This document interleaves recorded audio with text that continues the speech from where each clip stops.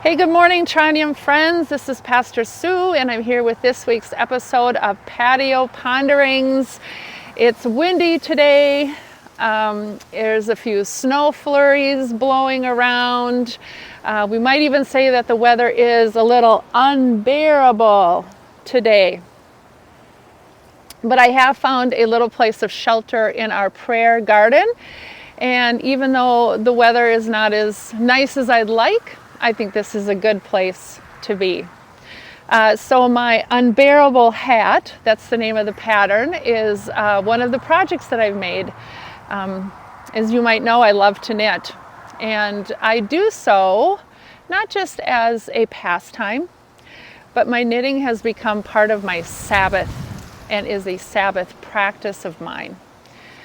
I take Mondays off, and Monday mornings are set aside to knit. I find a lot of comfort in that. It's calming, it's therapeutic, and it's also a creative outlet for me. And I don't have many of those. And that's what I want to talk to you today is about the Sabbath. We read through the 10 Commandments on Sunday, and the Sabbath is one of the 10 Commandments.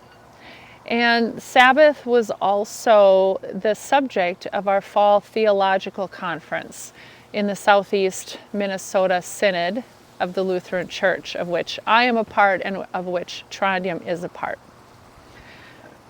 And so here's an interesting little fact for you about the Sabbath commandment.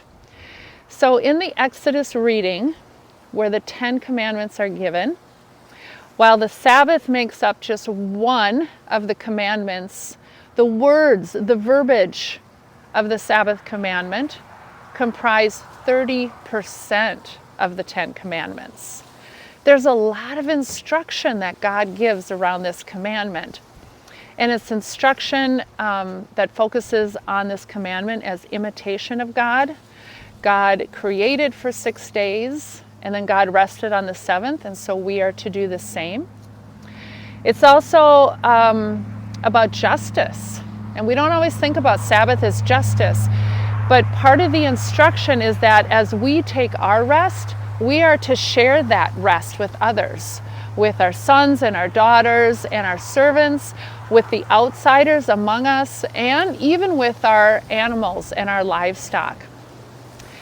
And so even though there's so much instruction and so much import put on this commandment, it seems like it's one of the most ignored of the commandments, if I'm being perfectly honest.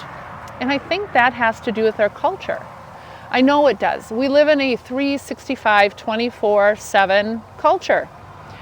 And we kind of wear our busyness and our productivity and our work ethic as kind of a badge of honor in a lot of ways. I mean, what's the first thing we say when someone asks us how we are? We say, "Oh, I'm great, but I'm so busy." Have you said that? Have you heard it? I think we all have. And research shows that we in this culture don't take all the vacation that we're entitled to.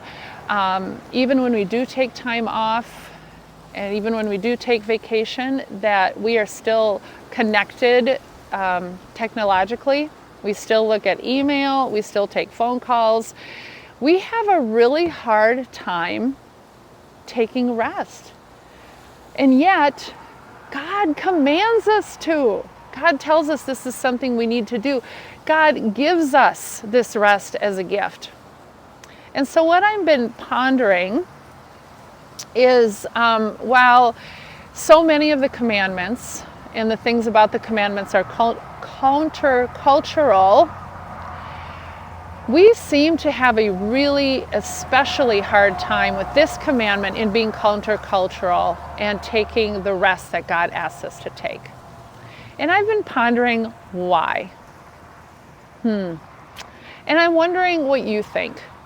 Why is it so hard for us to just simply take the rest that God grants us?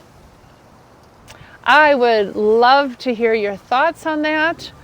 Have a great day. Stay warm and don't blow away. Thanks. Bye.